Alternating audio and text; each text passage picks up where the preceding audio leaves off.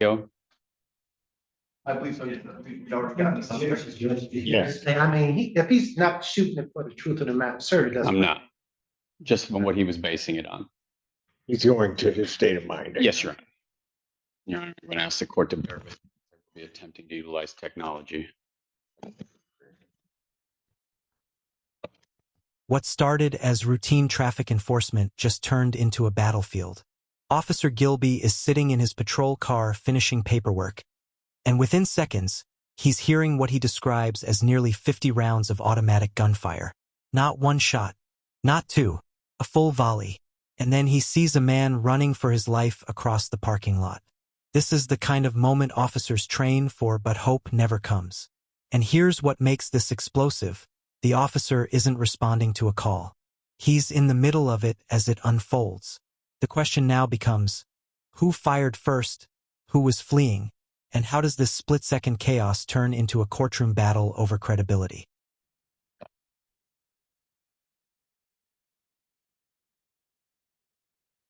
Sir, please come forward and be sworn.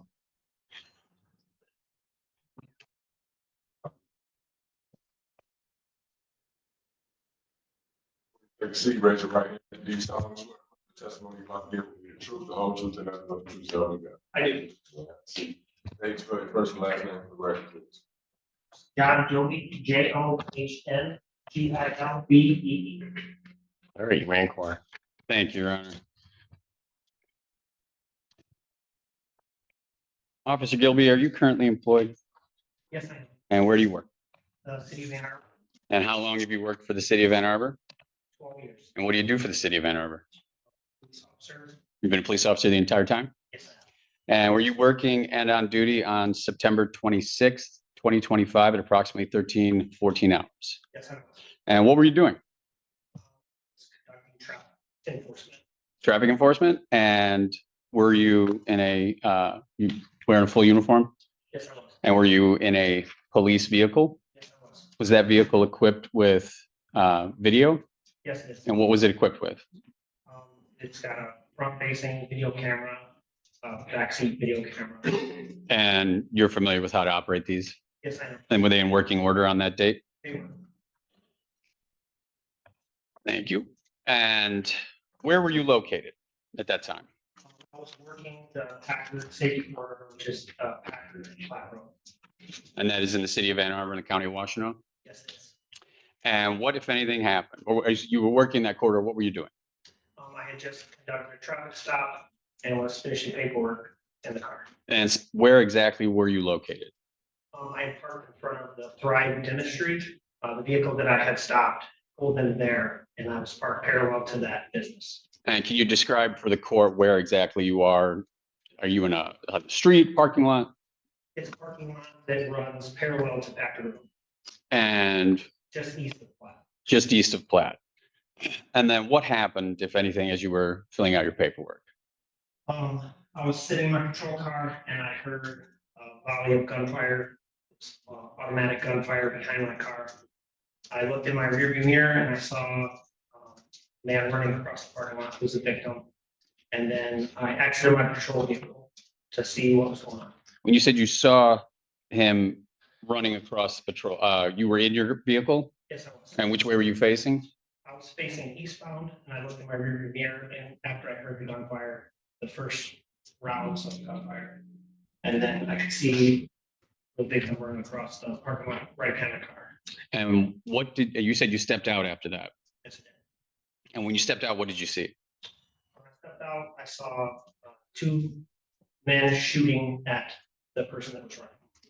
You saw two men shooting at that time? Yes. Can you describe those two men? Two black males, one in all black clothing, one with a gray hoodie, black pants. Is there anything else you can describe about them? One had longer hair. Could you estimate their ages or anything at that time? Okay. Could you see firearms in their hands? Yes. And you said you heard a volley of gunfire. That was automatic fire? Yes, it was. How do you know that was automatic fire? I served in the United States Marine Corps and I'm familiar with what automatic gunfire sounds like. How many shots did you hear or could you tell? Close to 50 probably. Sounded that way? Yes. Okay. Did you say 15 or 50? 50. What's that? As you heard that, you said you saw two young men running with guns and firing. What happened next? They got into a burgundy Chevy Malibu. And then what did they do? They quickly sped out of the parking lot. Could you see who got into which side? No. And then when they sped out of the parking lot, what did you do? Immediately got right behind the vehicle and pursued them. Now, when you did that, was your patrol vehicle camera working? Yes, it was. Your Honor, I am going to attempt to play People's Proposed Exhibit number 2. Show. Yeah, I don't have the issue. Okay.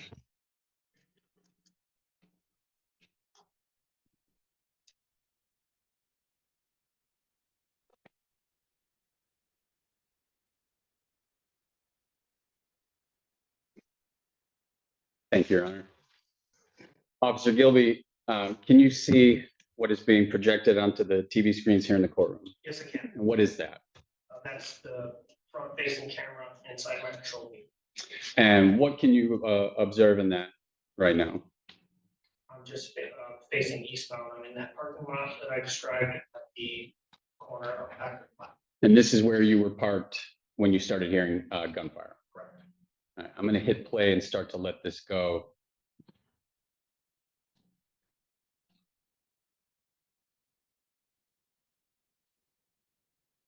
Now, we don't hear any sound right now. Why is that?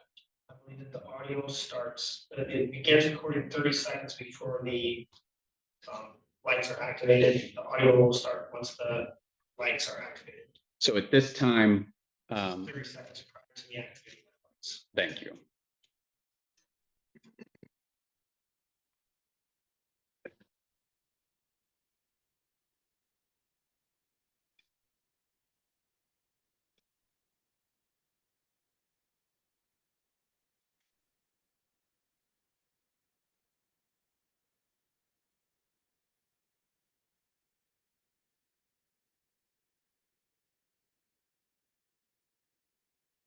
Now, I've paused it here at 58 seconds into that video.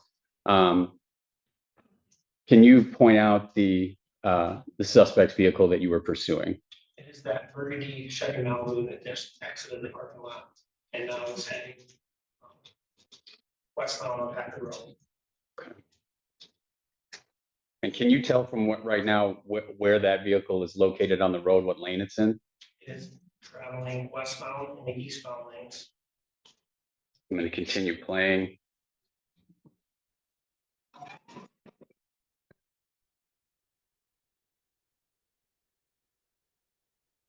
I've stopped the video at 1 minute and 2 seconds. Can you see the suspect vehicle at this point? Yes, I can. And what is it doing? It is making a left-hand turn onto the flat road, traveling southbound.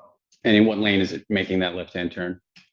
I don't know which, he ends up into the regular lane, the southbound. But he's coming out of the oncoming lane. Okay. Turning your attention to the sidewalk on the left, what can you observe there? As I was driving by, I could see the victim lying motionless on the sidewalk. And you continued pursuit? Correct.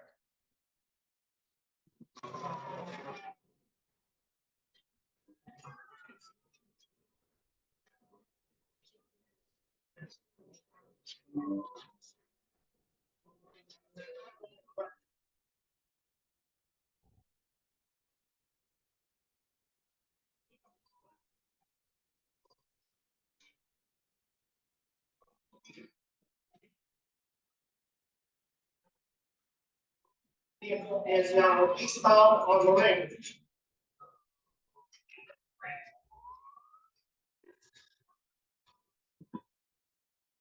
I'm going to pause that there, but I think I may have paused it at an inopportune moment. But I may back that up just a hair. Perfect. I have it stopped currently at 1 minute, 39 seconds. As you rounded the corner here, what did you observe? I observed the driver of the vehicle running from the vehicle into the neighborhood. How do you know it was the driver of the vehicle? He exited the driver's side door. Did you observe him do that? Yes, did. Okay. And what was he wearing? Black pants and a gray hoodie. Gray hoodie? Okay.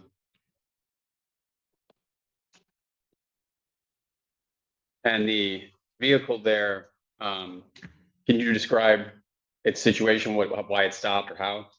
Vehicle hit a tree. That was at the corner. And as you were approaching here, what street are you turning from? Turning eastbound on Lorraine From what street? from Platte Road. And what is the speed limit on Platte Road? Speed was 35 miles per hour.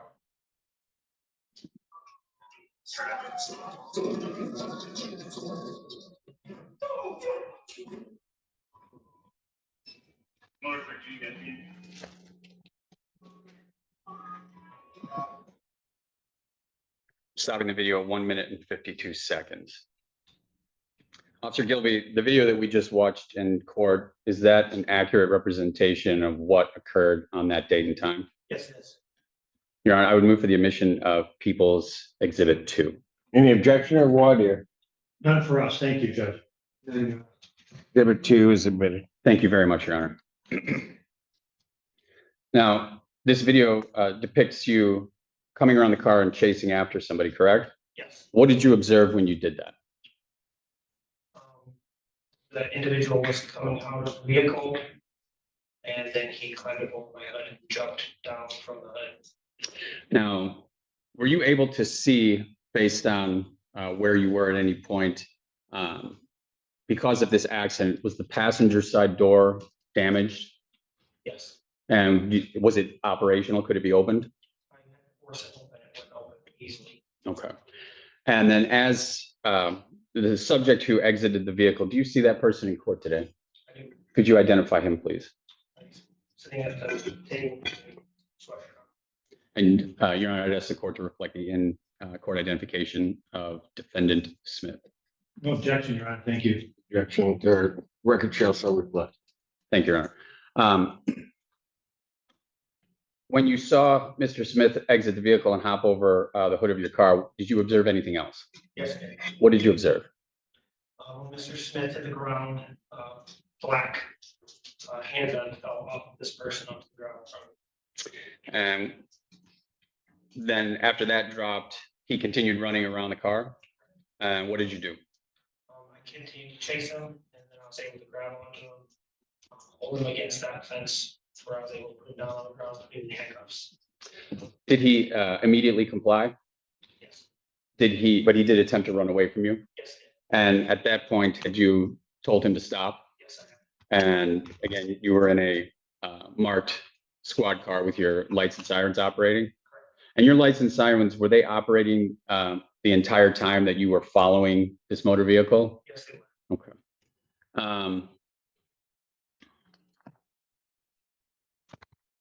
After Mr. Smith complied, you were able to put him in handcuffs? Yes, I was. And what did you do with him then? I placed him in the backseat of my patrol car. And after you put him in the backseat of your patrol car, did you go back and look at that firearm on the ground? Yes, I did. And can you describe for the court what you found? It was a 10 millimeter semi-auto, but it had a switch on the back of it. Can you describe what you mean by a switch on the back of it? It's like some kind of a metal adapter that's on the back of the gun that turns it into full auto. And as you testified earlier, that you had heard automatic gunfire. Correct. The weapon also had an optic on top of it. Can you describe what you mean by that? It's like a raised up sight that puts a dot instead of the traditional metal sight. And then what did you do with that firearm once you found it? I made sure that it was safe and I put it on the front seat of my patrol car. Were you able to ascertain the caliber of that firearm by looking at it? Yes, And what was the caliber? 10 millimeter. And that's based on your experience in both the military and as a police officer? Yes, sir. Mayor, may I have just a moment? You may.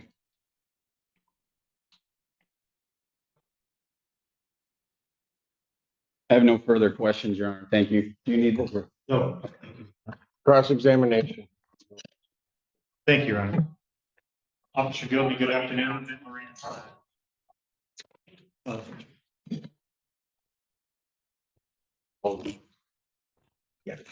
Officer Gilby, my name's Neil Rockine. We have not met before or spoken about this case. Is that right? Again, if I when I pause or finish speaking, that'll be means I'm done asking a question. That'll be the best time for you to respond. Let's try not to talk over each other. Is that fair? I want to go back, if I could, to the parking lot. So you were actually stationary. You were doing stationary traffic enforcement, or you writing somebody a ticket? And so at that point, you're stationary, obviously not expecting what happened, right? Is it fair to say that it caught you off guard? And when I say it caught you off guard, you'd be referring to the sound of the gunshots, the number of gunshots, yes? And so I want to go right there if I could. You said that you observed, you heard gunshots, and then you observed a person who you now know to be the victim or the decedent, yes? Running across the parking lot, yes? And obviously you've got military training and you've got police training, so you have sort of a heightened awareness of security concerns. Is that fair to say? Yes, sir. So at that point, you noticed, I'm sure, that the decedent, Mr. Thomas, was actually armed himself, right? No, sir. Did you notice at that point that he was returning gunfire or exchanging gunfire? No, sir. Did you know at that point at all whether Mr. Thomas had exchanged gunfire with anybody? You're not saying that he wasn't armed. You're saying you just didn't see it.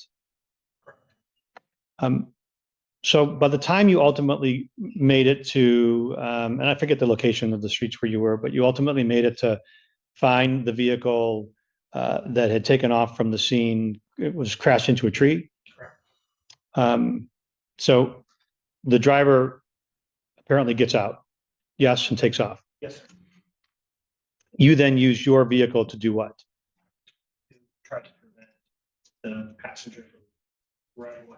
So you had no idea if the passenger was going to run away at that point. That was just sort of instinct on your part. Is that fair to say? He was coming out of the vehicle as I was turning.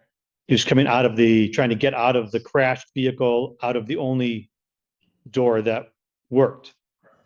Right. Now, at that point, fair to say, you didn't know whether he was going to run or flee or whether he was just trying to get out. You would know.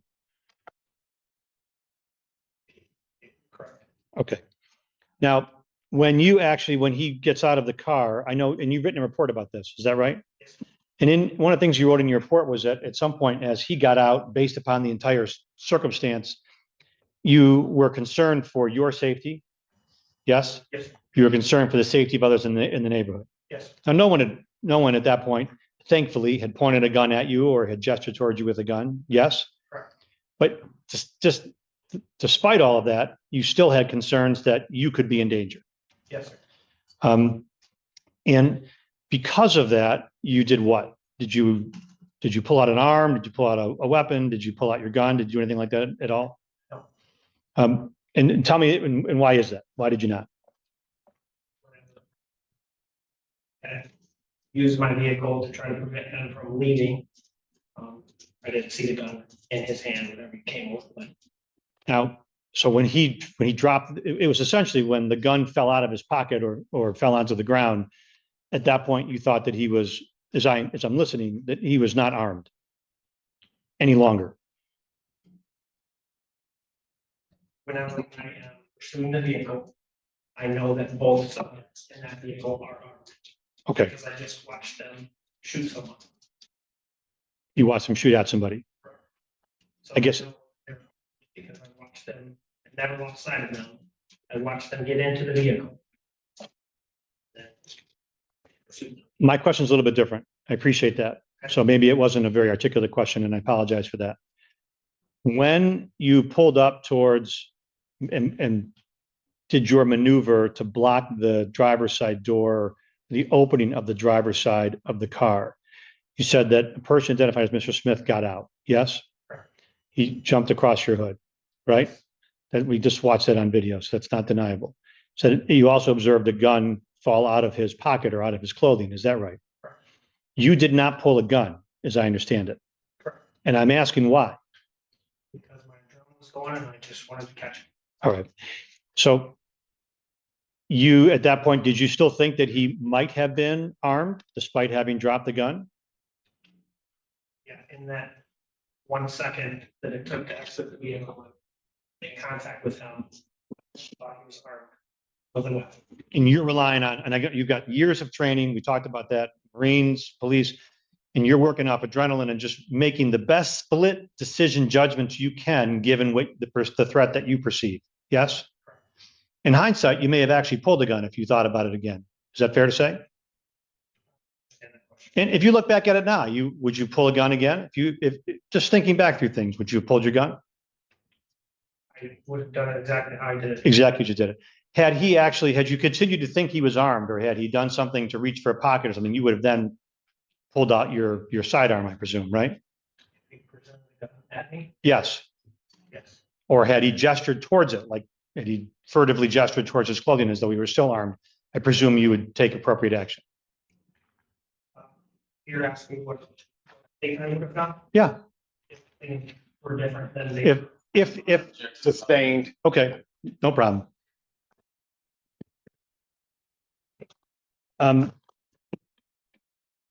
Is it fair to say that when you detained or arrested Mr. Smith, that you did not know his age at that point?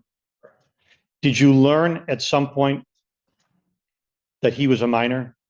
Yes, it is. And this is going to be a silly question, and I don't need it to be, but fair to say that you don't have any reason to believe that he has the same sort of professional safety training that you have? Objection. Sustained. I have nothing else to. Oh, I'm sorry. I guess I mean.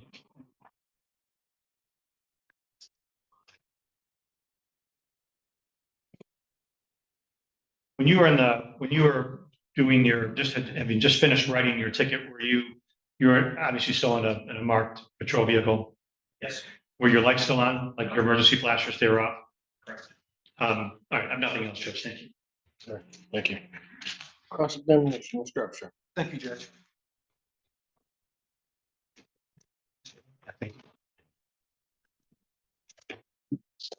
Good afternoon, officer.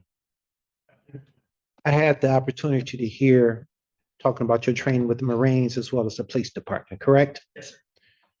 And what were your duties in the Marine? I was a communications field wireman.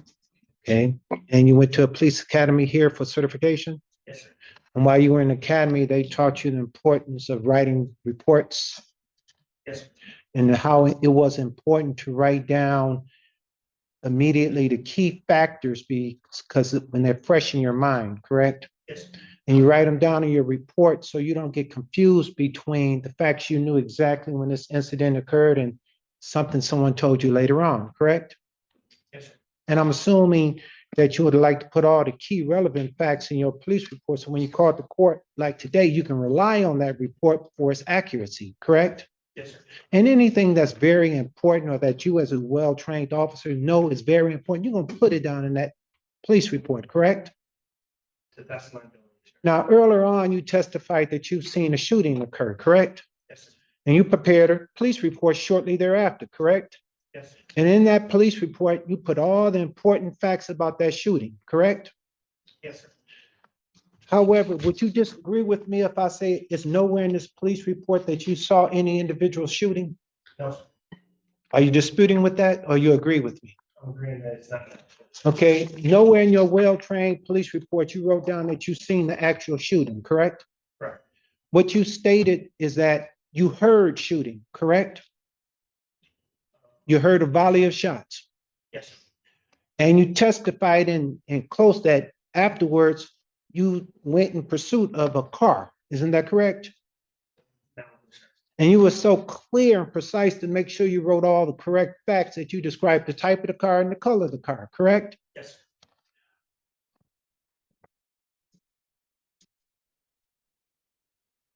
And since that time, you talked with many different officers and found out a lot more information. Isn't that correct? Yes, sir.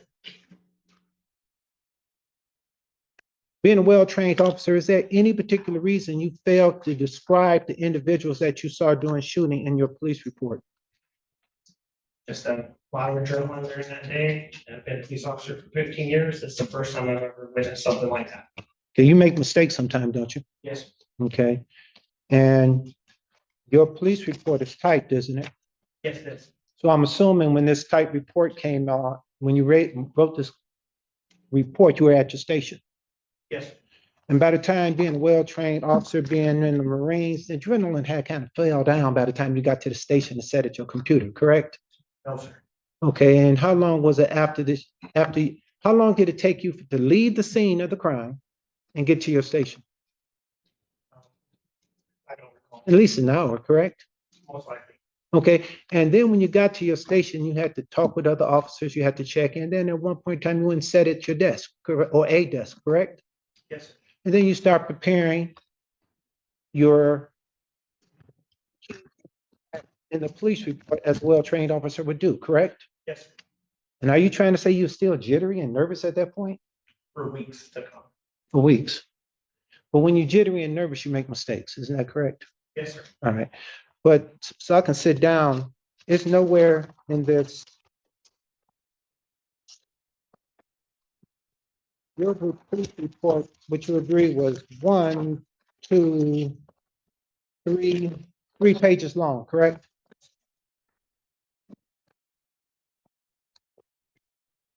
Further on. Any redirect? No, thank you. Officer, thank you very much. Call your next witness. People call Corporal Tyler Maxey.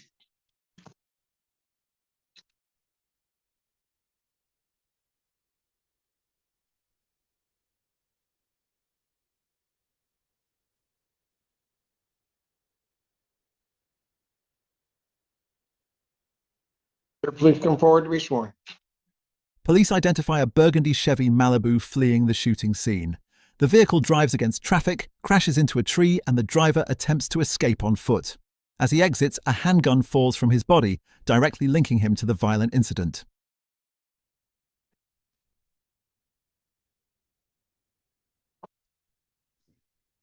Please take a seat, raise your right hand. Do you solemnly swear to affirm the testimony about to give the truth, the whole truth, and nothing but the truth, so help you God? State spell your first and last name for the record, please. First name is Tyler T-Y-L-E-R, last name is Maxey, M-A-X. You may inquire. Thank you, Your Honor. Good afternoon, Corporal Maxey. Are you currently employed? Yeah. And where are you employed? Uh, And what do you do for the Pittsfield Township Police Department? And how long have you worked for Pittsfield Police? Since August 2011. And were you so employed and on duty on September 26, 2025 at approximately 1:15 in the afternoon? And what were your duties on that date? Working road patrol, responding to calls that were dispatched. And around that date and time, approximately where were you? I was on a neighbor trouble in what's Arbor House apartment complex in the area of Rose Road. And while you were investigating that, what, if anything, happened? While I was on that neighbor trouble, I heard my sergeant, Kristen Beard, called the radio. He was out on shot wound victim, and that all Pittsfield was great. So I left the apartment complex, left the apartment building, not knowing what was going on, because I had not heard any radio traffic. And then when I entered my patrol vehicle, where I scanned, working for Pittsfield, my primary radio channel is Metro East through Washington County Dispatch, but then I also scanned Metro West in the car. And in scanning those radio frequencies, what, if anything, did you learn? When I entered the vehicle, I then heard that Officer Gilby was in a pursuit southbound on Platte. And then additionally, that Officer Beard, Sergeant Beard was out with that gunshot wound based on Packard. And what did you do? I responded in Vernon, westbound from US 23 down Platte Road. He did it on Packard. On Packard? And where did you go? As I passed the intersection on Packard and Platte, I saw Sergeant Beard with a subject on the sidewalk, rendering aid. And then Officer Gilby advised that the suspect vehicle had crashed out the area of Platt and Lorraine. And based on that information, what did you do next? Officer Gilby advised that one subject had fled from the vehicle. I then entered a neighborhood just north of his location. Kind of slowly responded to where he was and attempted to see if anybody was going to cross the street, move through a backyard. Pause right here because this is critical. As the patrol car turns, the officer testifies that he sees the victim motionless on the sidewalk. That's not just dramatic. That establishes the severity of what just happened. Then we immediately shift into pursuit. The burgundy Chevy Malibu is driving into oncoming lanes, turning improperly, crashing into a tree, all while being recorded on Dashcam. This is powerful evidence. Jurors tend to trust what they can see, and this video locks in several elements: flight from the scene, dangerous driving, and the timing of events. Legally, flight can imply consciousness of guilt, but it's not automatic proof. So here's the engagement question. If you just witnessed gunfire, do you flee out of panic or because you were involved? And what did you observe? From Creek Drive, Redwood and Creek down to Officer Gilby, I did not see anybody. And then I arrived on the scene where Officer Gilby was, with the suspect vehicle, his patrol vehicle, and he had one subject in custody. And from there, having seen one subject in custody, what did you do next? I asked Officer Gilby for a description of the other suspects, which time he told me it was a black male wearing gray and black. He had fled northeast. Okay. And based on that information, what did you do? So knowing that area and the size of the neighborhood and the streets, I responded to Creek Drive and I believe it was, corner of Creek and Fair, that general area. Just my belief that somebody on foot, the time period that they may not have gotten that far. So I set up a perimeter northeast of Officer Gilby's location. And then from where you were located at that time, what did you do or what did you observe? So it's directing traffic away from the area south of me. The Washington County Sheriff's Office advised they had another subject in custody west of Platte Road, was armed with a firearm. That one thought the suspect would potentially be in custody. Still standing there, I observed a black male in all black running from one side of the street to the other. And based on that, what did you do? I responded, I got my patrol vehicle, drove south towards that subject's location. Saw him crossing the street, I believe it is a Korean Bible church, like through that parking lot. Pulled into the parking lot, observed him jumping fences, going southbound, and into the backyard of other neighborhoods or other homes. Now, you had testified that you were told that the other subject was a black male wearing black and gray, correct? Yes. And you also said that you had heard that someone else had been apprehended, so you thought that maybe the person that Officer Gilby had said run off, correct? So what made you pursue this person that you saw? Based on the circumstances that were taking place, the incident, that in my experience and training, it's not normal for somebody to be running across the street and fleeing a police car. Now, when you say fleeing a police car when they came towards them, are you referring to your police car? Did you observe that subject look at you? Yes. So describe for the court what you saw. So I was in the Korean Bible Church parking lot. He was jumping a fence, going south, looking back towards me. I could see that he had a cell phone in his hand. I could see like the screen illuminated on the cell phone. And then he continued jumping fences, looking back towards me. At that point, I pulled back out. So you want to say something, Judge? No. Okay, I'm sorry. So your testimony is that you saw that subject look back at you several times while running away. Okay. And from there, what did you do next? Based on his location, like that he was running southbound, kind of parallel his direction of travel all the way down to Lorraine. And then my thought in my head was that he was going to cross into another backyard to continue going eastbound. So I pulled on to LaSalle, and then set up a perimeter on LaSalle. And just held that. When you say cross, are you referring to cross Lorraine Street that you were on, or? So my belief was that as I continued southbound, he was going to continue eastbound. So I had to go down to Lorraine to then come back north on LaSalle, which would have been the street behind where I saw him jumping. Thank you. And then having done that, what happened next? So I held that perimeter kind of like the crest of the hill, so I could see to my left, south to Lorraine, and then I could see to my right, north to Fair Street. So I held that as other police officers held that general area. They conducted a canine track.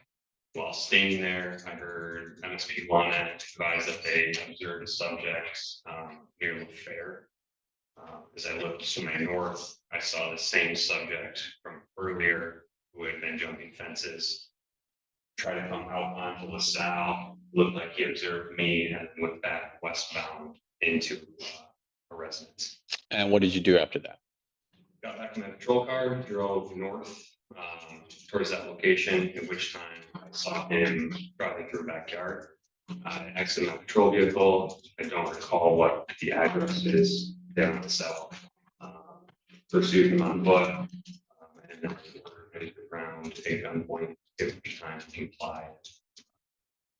Did you say anything to him before he complied?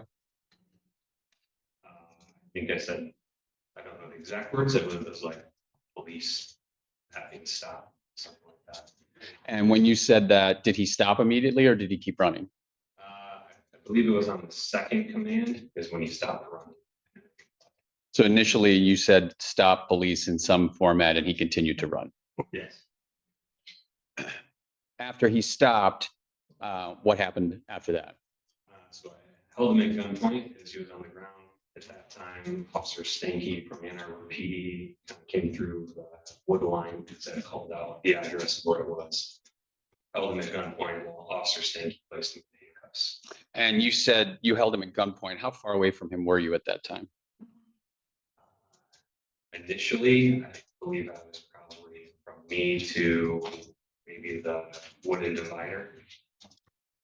And then as Officer Stanky arrived, kind of converged together and held the gunpoint from me to the front of like halfway between us, maybe.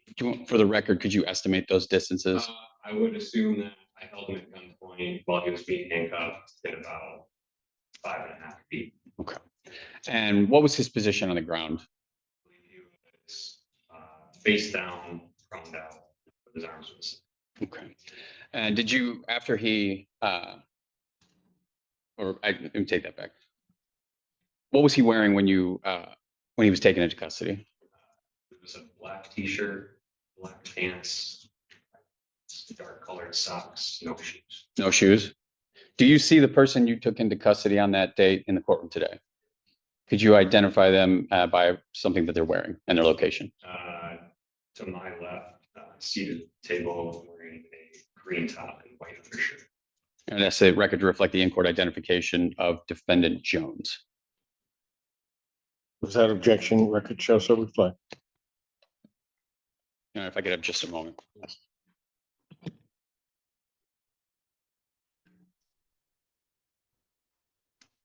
I have no further questions. Thank you, Your Honor. Thank you. Cross-examination. No questions for us. Thank you. Cross-examination. No questions. All right. Okay, thank you. Call your next witness. Thank you, Your Honor. People would call Officer Michael Stanky.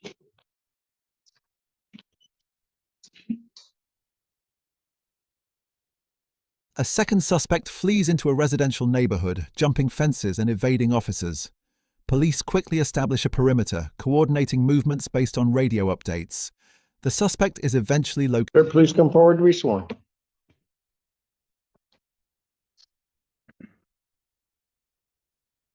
Take a seat, raise your right hand.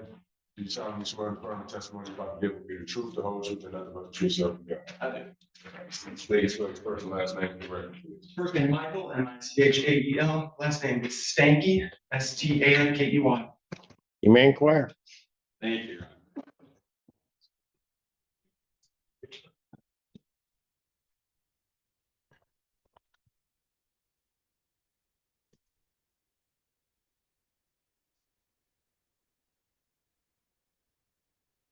Officer Stanky, are you currently employed? And where are you employed? And what do you do there? How long have you been a patrol officer for the city of Ann Arbor? And were you so employed and on duty on September 26, 2025 at approximately 1:15 in the afternoon? And what were your duties at that time? At that time, I was just on general patrol in the area, about Huron Street and South State Street. And while you were doing those duties, what if anything happened? I heard radio traffic. It sounded like somebody saying there was shots fired in the area packed flat. I then proceeded to drive down. And where did you go and what happened? Initially, I drove to the area just north of Packard, near Platt, near that intersection, and sort of some neighborhoods in that area. I then got better information about where suspects might be running, and so I went south of Packard and began to search the area south of Packard. And the information that you got was to go to that area? Okay. And then when you went to that area, what happened? I began walking through the streets looking for the suspects, identified as a black male wearing black. We were getting various phone calls from citizens saying that they were seeing somebody jump fences or run big yards, that sort of thing. So we were kind of just shifting where we were looking. I found myself in the area of LaSalle Drive and Bear Street at one point. And when you say that people were looking for a black male wearing black, was that was coming through on the radio? I believe so, yes. We already got the suspects. Yes. I mean, if he's not shooting it for the truth of the matter, sir, it doesn't. I'm not. Just from what he was basing it on. He's going to his state of mind. Yes, sir. Go ahead. And so you were hearing this on the radio, getting descriptions of who you were looking of the person of interest. Correct. And you don't know where that information is coming from or who's saying it. No, not exactly. Okay. All right. So from there, where did you go? What did you do? I was walking the area. I was walking on Fair Street, eastbound, approaching LaSalle Drive. I then heard an officer on the radio say that he had a suspect in front of him, and that they began running southbound on LaSalle Drive. They were black male wearing black. I believe that this officer said that I didn't ran to LaSalle Drive to try and intercept. And what happened then? I observed them go south on LaSalle Drive, take a right to go west to a yard there. I'm going to stop you real quick. When you said I observed them, could you specify to whom you're referring? I observed a male run through the yard and then a police officer. And the male that you observed, could you describe what that person looked like, what they were wearing? I just saw a black man wearing black. Okay. Please continue. And so you saw them running, and then what did you do? I doubled back, crossed through the backyard of another address, trying to intercept them, and then approached when I heard on the radio. Corporal Maxine say that he had a male at gunpoint on the ground. I approached the backyard where they were. I saw Corporal Maxine at gunpoint with a black male thrown out on the ground. When you, at any time prior to that, observing this black male, did you say anything to him or shout anything? I don't believe so. Okay. And on that date and time, were you in full uniform? No. And did that include a body worn camera? Yes. And was that body worn camera in working order? And you know how to operate that body worn camera? And the footage from that date and time was retained, and that's loaded onto a server and kept there. Your Honor, at this point, I would like to show what I have marked as People's Proposed Exhibit number 3.